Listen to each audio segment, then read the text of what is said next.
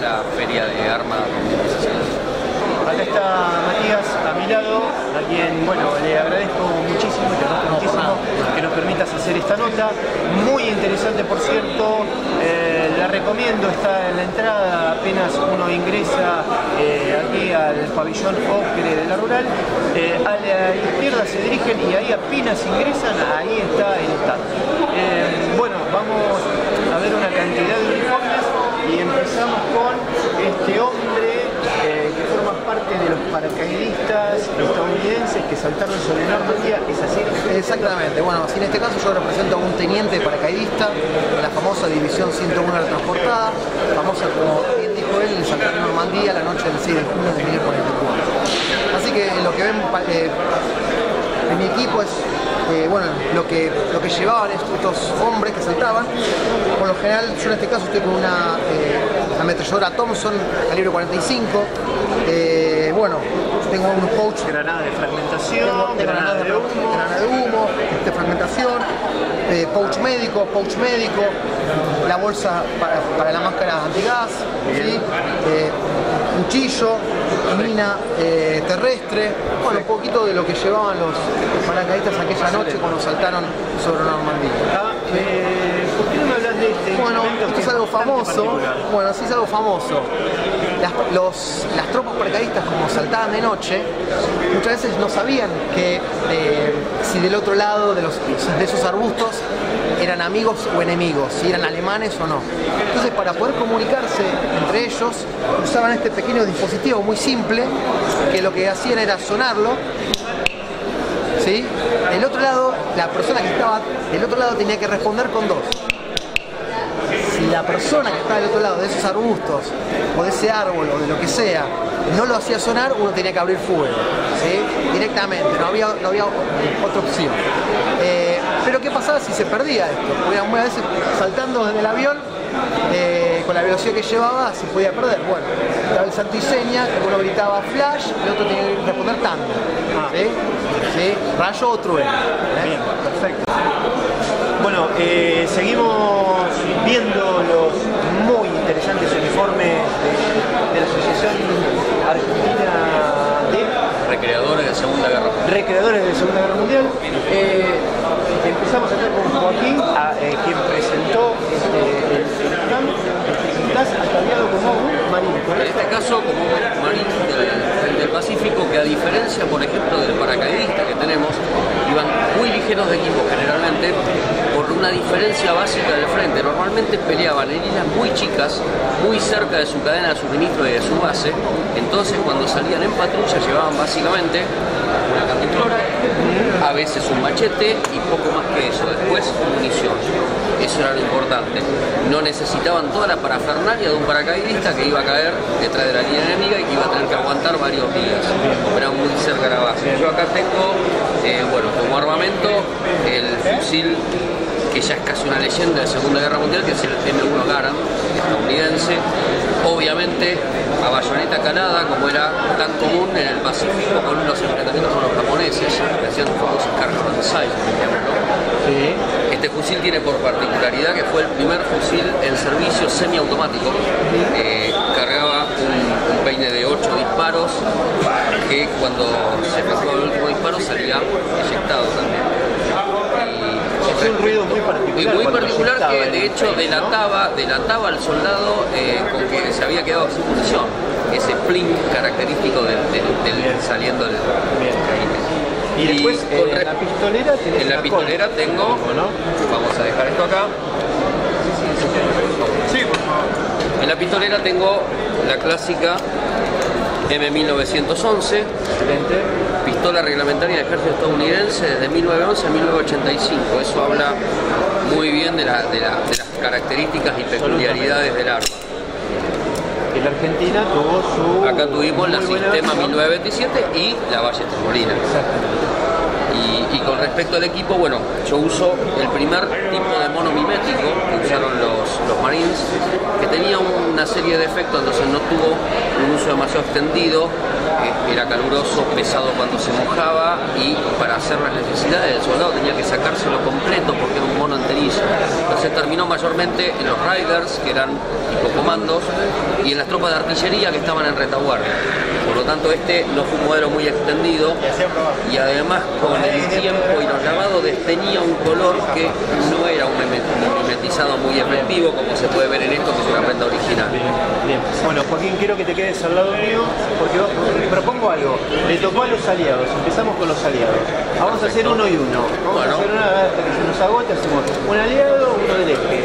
¿Ok? Perfecto. Así que bueno, el pase que está ahí atrás, el SS, vos, Joaquín, quédate acá porque me podés corregirme, me corregís sin ningún problema. Bueno, acá está efectivamente este soldado de las tropas SS. Waffen SS, que eran las tropas combatientes. Bien, perfecto. Está armado, si mal no recuerdo, con un STG-44. STG-44, efectivamente, con los correspondientes portacargadores para la misma. Bien, perfecto. Perfecto. Ataviado con las botas, todo como corresponde. Y la particularidad que usa uno de los uniformes miméticos más característicos de la Segunda Guerra Mundial, que es el Lot 44, que por ese entonces tuvieron que desarrollar toda una tecnología de estampado. Las telas estampadas que se usan hoy en las ropas comunes, en realidad se desarrollaron para producir uniformes miméticos a fines de los años 30 y 40. Es una de las tantas tecnologías que luego se aplican a la vida civil y que se desarrollan para el ámbito militar. Bien, bien. Bueno, ahora vamos con un aliado. Ahora un soldado del ejército, del Army, ¿sí? ¿Correcto? Del ejército estadounidense en Europa, exactamente. Bien. Armado con una... Bien, perfecto. Vale. Polainas. Sí, las polainas reglamentarias de... Los zapatos nos actualizamos un poco, ¿no? No. Uno de los grandes problemas de los recreadores es el calzado, porque el calzado de época, hoy conseguir calzado de época es prácticamente imposible, las reproducciones son muy difíciles de conseguir, y el corte y modelo de calzado que se usaba en la época hoy se usa pero femenino, lo usan las mujeres. Para nosotros es un problema verdaderamente serio conseguir calzado de época. Perfecto. Además, que el talle complica más. En mi caso estoy calzando 48 y el talle Ah, madre mía. Bien, bueno, entonces ya es un arma en sí. un zapato, es una un patada, cañonazo, claro. una patada de... Puedo decir un negro. No, está bien, no quiero saber. No. Si tenemos que cruzar un arroyo, tranquilamente nos ponemos todos en un borseguidel y remamos. Excelente. Bueno, me gustaría que venga allá del fondo el oficial tanquista, oficial tanquista de las SS. No es de SS, es de ejército. Es de ejército. Es de ejército. Ah, bien. La gran confusión explica. Por las calaveras. Las calaveras, en realidad, en los tanquistas alemanes vienen porque la calavera era el símbolo del húsar de caballería. Ah, bien. En el siglo XIX, los húsares de caballería prusianos estaban vestidos de negro y con las calaveras. De ahí viene que, como herederos de esas tropas, las tropas blindadas usaban la calavera. Y el color negro del uniforme, que era muy común en todos los ejércitos europeos, en las tropas de carros, era para evitar la grasa, el aceite, que todo dejara una mancha muy visible en otro tipo de uniforme. Las tripulaciones tenían que hacer el mantenimiento del vehículo, de ahí el color oscuro. Perdón, la cinta La cinta indica que tuvo la cruz de hierro de segunda clase, y la cruz prendida acá, la cruz de hierro de primera clase. Siempre primero, para la de segunda clase era la cinta, y en caso que se concediera la de primera clase era la medalla. Perfecto. Así que ahí él también lleva la medalla de herido y la de las tropas falsas. Excelente. Bueno, ahora vamos con la dama de la resistencia. Resistencia polaca, el Armia Cracovia, que era el ejército resistente polaco. Normalmente el equipo que usaban era capturar al enemigo, por eso usa un blusón de camuflaje alemán y Por eso tiene un MP40. Y la forma de identificarse que tenían era unos brazaletes muy visibles, blanco y rojo, para que los propios amigos fueran. Y una característica es la boina polaca con el emblema. Bien, perfecto. Ahora estamos con el aliado, vamos con el alemán. acá lo veo el paracaidista, que venga, el paracaidista alemán, tal vez uno de los, Joaquín, uno de los cuerpos más reconocidos del lado alemán, porque bueno, llevaron adelante misiones importantes, ¿no? Y que marcaron antes y después en lo que tiene que ver con el concepto táctico estratégico de la guerra, ¿no? Era la toma de fuerte de Ismael, de Creta, Monte Cassino. Ya para el momento él está recreando ya la época de los paracaidistas en Cassino con el buzón camuflado, que ya por ese entonces no saltaban prácticamente. Después de Creta hay una reorganización muy grande porque tuvieron pérdidas enormes, pero seguían siendo un cuerpo élite con un entrenamiento y una preparación muy superior al soldado de infantería promedio. Era un cuerpo de élite. Era un cuerpo élite y dependía de la Fuerza Aérea, de algún lugar. Excelente, excelente. Bueno, vamos acá con la línea también de la resistencia. En este caso, resistencia francesa, identificada en el brazalete con la Cruz de Lorena y las siglas FFI. Perfecto. La resistencia francesa ya era más difícil que utilizase uniformes alemanes, la ropa, sino que generalmente se los ve con uniformes civiles, a veces los franceses, y si el armamento mayormente tomado de Perfecto. Otra vez el MP40. Otra vez el MP40 que estaba en todas partes. Bien. Allá atrás veo un alemán. Tenemos un soldado de taberna. ¿Qué tal? En este caso tenemos un observador de artillería. Bien. Lo tenemos con los prismáticos. Obviamente, y está con equipo ligero, sencillamente con una pistolera. Obviamente no está en tareas de campaña en primera línea, donde estaría mucho más equipado, como después veremos. Bien. Perfecto. Estaba interesado. Acá vamos con el soldado que está. Es un Ranger. Es un Ranger, está en calidad de sniper. Exactamente, claramente identificado con el parche de Ranger y utilizando el fusil M1903 Springfield en tarea de sniper.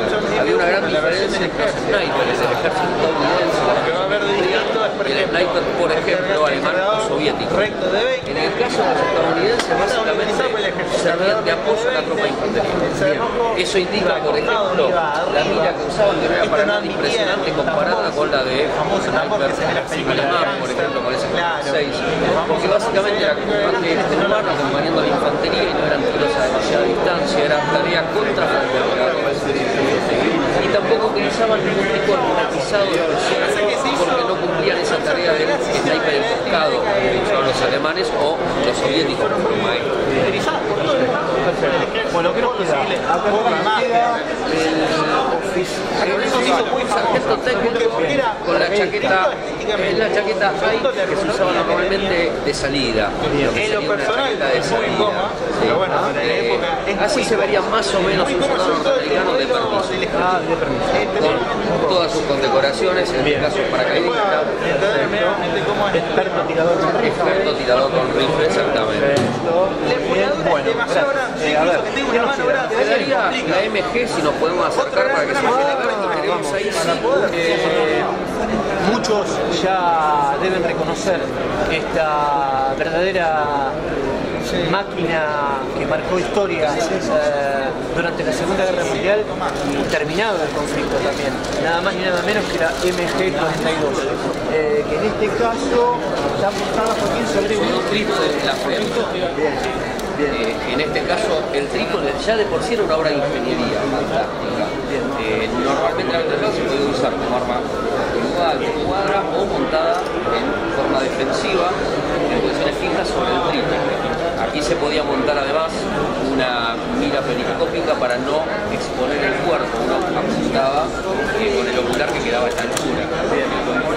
Y esta arma tenía una serie de particularidades. Fue la primera para empezar por alta cadencia de tiro en poder tener un cambio rápido de cañón. Bastaba con abrir esta trampilla, se sacaba el cañón caliente y se reemplazaba por un cañón nuevo. ¿Cómo se accionaba desde el trípode? Desde el trípode tenemos este es el gatillo remoto con el disparador que actúa por un sistema de levas sobre la cola del disparador del arma.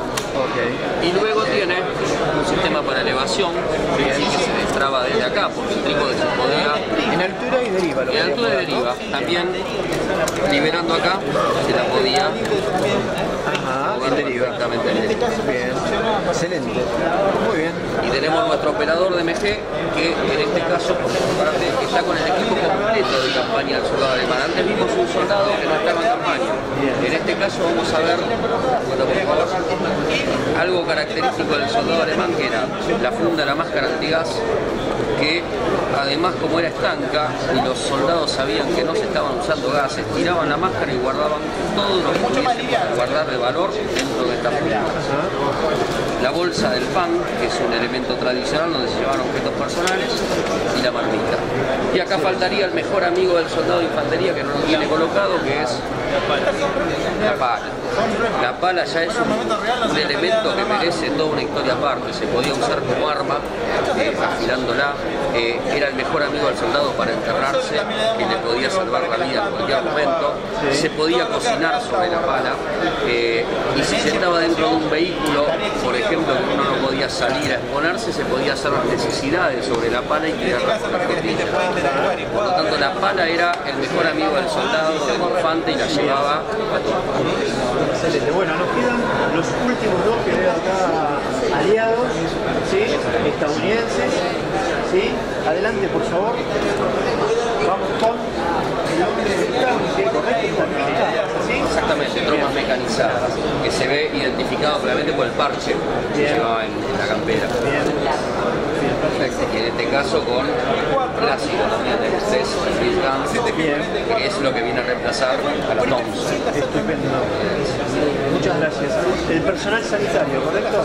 Infaltable en cualquier ejército.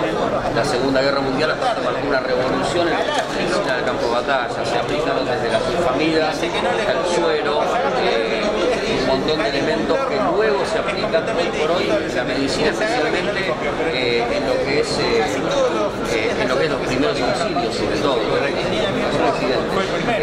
muchos de esos elementos aparecen en la Segunda Guerra Mundial, se extienden en ese momento.